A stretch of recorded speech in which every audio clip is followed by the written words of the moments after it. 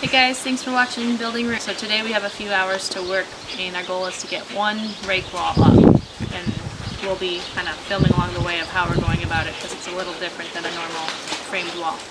We've never done this kind of work before, so it's just a trial and error. And learning experience for us too, but you guys can take anything away from it too, what to do, what not to do. Hopefully that'll help you guys out too, anyone that's watching this that wants to, maybe has to do this sort of thing. Right, so just bear with us and stick with us and we'll show you the end result. So our roof pitch is 412, which is 18.5 degrees, so we set our miter saw here at 18.5 in the back. And we're just going to cut that. It's that slope there for every stud that we cut. We'll be doing that angle. So like with that, finding every stud length, you're going to subtract the top plates. Being this is at an angle, the top plate height is a little different than 3 inches usually. So then if you pull the tape down from the top plate lined up with the stud, you'll notice it's a little over 3 inches. We're getting 3 1/8 here for the 412 pitch. First off, we got to get a measurement for what our bottom plate will be.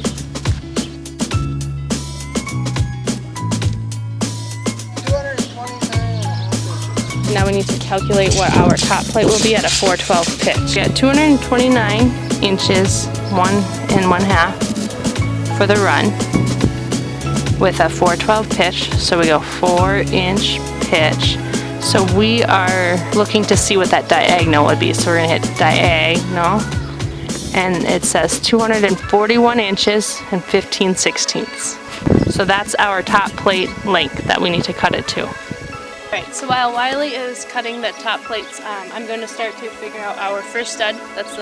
Once we get that figured out, we just use our calculator from there to figure out the height of each stud from there.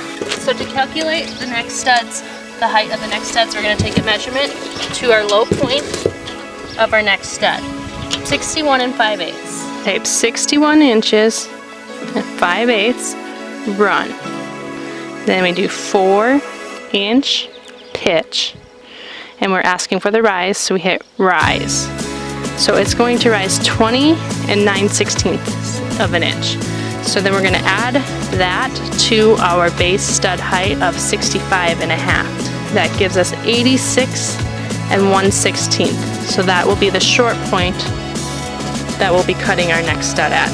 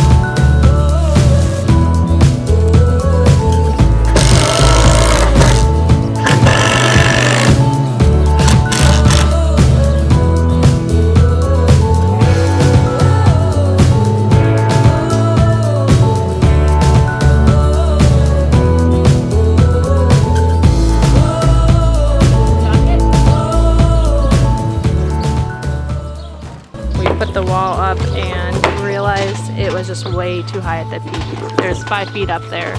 Our windows are going to be 2 feet high and we just didn't want that much wall space up there. So we took it down and we just top lined at a 312 pitch where that would all go. And we'll just cut each board.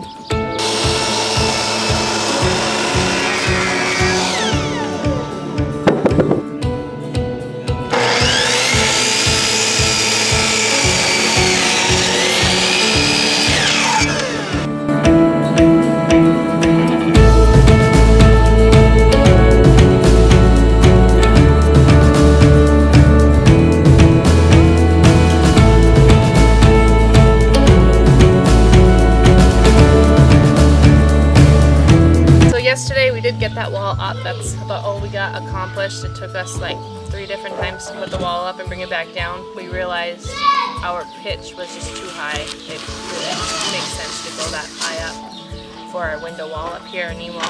So we were gonna work on this wall today, but first we're gonna do our little knee wall that goes up top of our beam here with all our windows.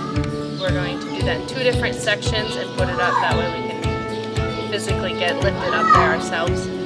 So that's what we're gonna do next. We've just been on a debate if we should put a round window here like we originally were going to, or a door and then have a little balcony to walk out onto. And then directly below that is another door that's going to be kind of our patio down there. So we're going to work on this wall first, and hopefully we can kind of decide tonight what we want to do. We want to put in a door or a window.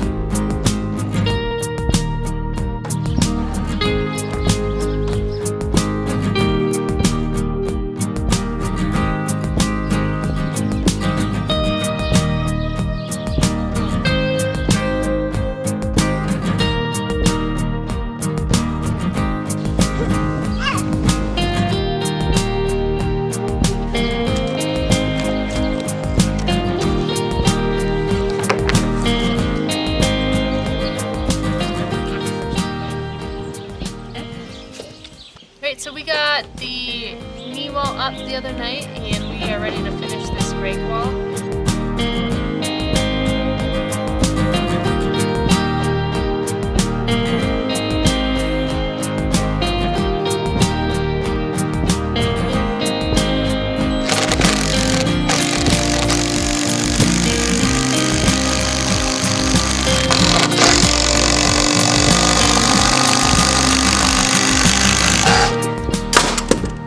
Where the stud is going to line up on the top foot here, we're just going to take the measurement across. Straight across. We'll take the measurement at the bottom.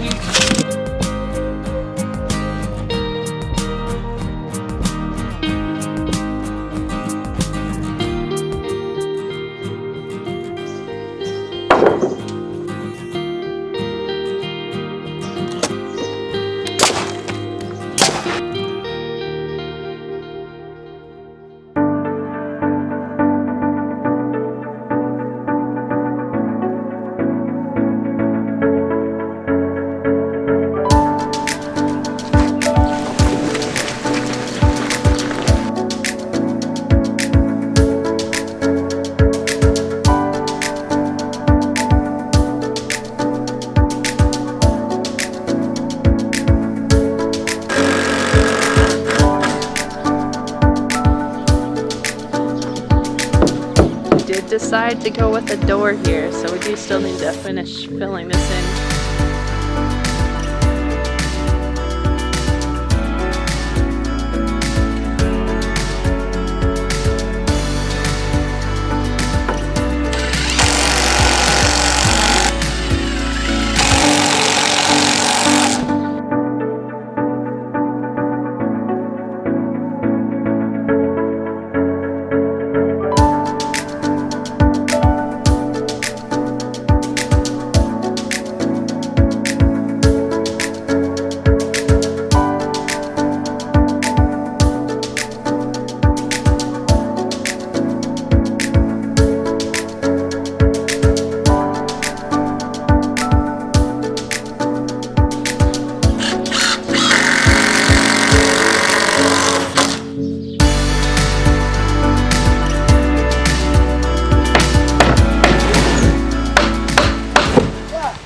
So today, Wiley and my father right now are working on sheathing the north wall here where it meets the garage.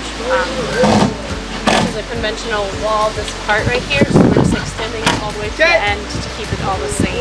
We're going to work on sheathing all that, and then I'll be framing out some windows up here.